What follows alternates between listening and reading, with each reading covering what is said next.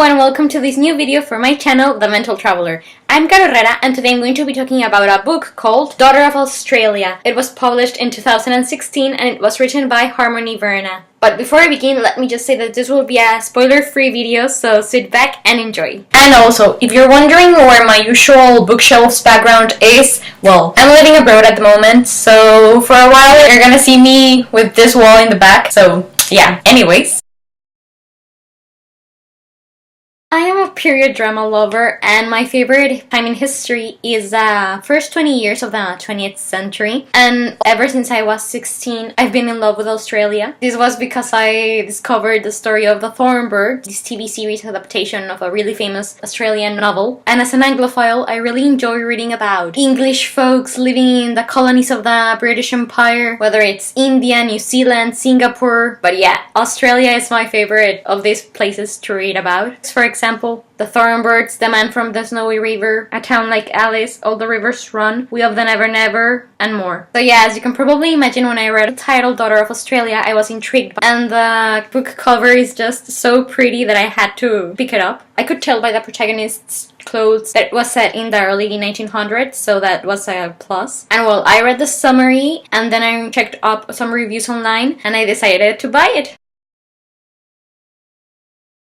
Since reading the summary was one of the big reasons why I wanted to buy this book, I'm gonna read it to you now. In a stunning debut novel that evokes the epic scope of Colleen McCullough's classic The Thornbirds, Harmony Verna creates a poignant, beautifully told story of love and courage, set in Australia and in America in the early decades of the 20th century. So yeah, romance, check, the time period, check, and it's compared to my favorite Australian novel ever, The Thornbirds, so check. But moving on, this is what the story is about. The desert of Western Australia is vast and unforgiving. It's a miracle that the little girl dressed in rags and abandoned in the sand is still breathing when an old miner discovers her. Even more so that he's able to keep her alive long enough to bring her to the town from which she'll take her name, Leonora. Sent to an orphanage, mute with grief and fear, Leonora slowly bonds with another orphan, James, who fights to protect her until both are sent away. Leonora to a wealthy American family, James to relatives who have emigrated from Ireland to claim him. Years later, Leonora is given a chance to return to her beloved Australia. There, in one Jarry Downs, she will again come face to face with James, who's grown from a reticent boy into a strong, resourceful man. Only James knows the truth about Leonora, that her roots and her heart are here, among the gum trees and red earth, and they will fight to find a way back to each other, even as war, turmoil, and jealousy test their courage again and again. Sweeping in scale, yet filled with intricately drawn characters, vivid details that conjure the fascinating setting, Daughter of Australia is storytelling at its most exhilarating and rewarding. I mean, how could I not read this book after such a promising plot?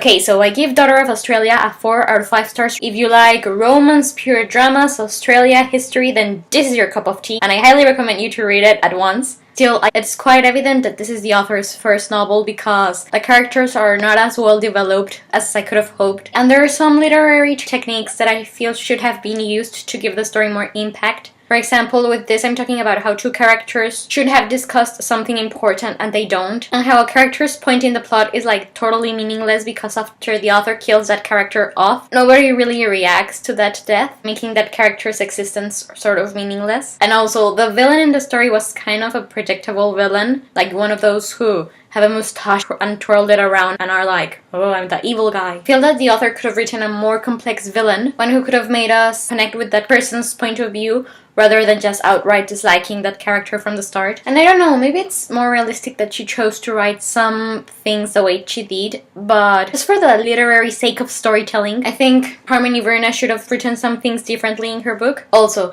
it took me a while to start liking the protagonist, but after she took a more active voice, I realized why she had been passive before, and then it all made sense, and when the romance begins, I bought it. It had so many elements of it that appealed to me, and then I really connected with the characters. I really grew to care for them and their plights. And even though it's not an epic cross-starred lovers story, the romance was so well described that had I not enjoyed the rest of the book, the romance would have saved it for me. All of this being said, I should remember that this is the author's first book, and for a debut novel, it's pretty good. It is not an extraordinary, mind-blowing novel, but it never claimed to be an ambitious saga, so it's alright in the end. 3 more things before I wrap this up. I think one of them is that I think it's a bit unjust to compare Daughter of Australia to The Foreign Birds. Sure, it has some similarities, like kind of the time period, and that there are some characters that are priests and Irish immigrants, and it's set in the outback. It describes life in a cattle station, but I think it's a bit far-fetched to compare it to something as big as Foreign Birds, at least story-wise and in scope. But yeah, I guess that comparison is there to serve as bait for future readers. Although if I had to compare Daughter of Australia to something, I would say that it reminded me more of the movie Australia than it did The Foreign Birds. And I did like Australia, so yeah, that's one thing I wanted to point out. Also, I am a journalist, so it was delightful to learn that Harmony Verna has worked in communications a long time. She has experience in radio, TV, newspapers, magazines, marketing. Could connect with her because of that. I learned that she hasn't ever been to Australia, and neither have I yet. It was funny that I could also relate to her because of that. But anyways, I think that for the moment this is all I have to say about Daughter of Australia. Thank you very much for watching my review of it. Please let me know what you thought of it, if you agreed or disagreed with anything I said in this video about the book, because I would love to talk about it with you. Tell me if you've read it or if you want to read it now. In the description box below you can find a link to the Goodreads page for the book. I'm Caro Herrera, the Mental Traveler, and I'll be seeing you soon. I hope you have a wonderful day wherever you are in the world. Goodbye!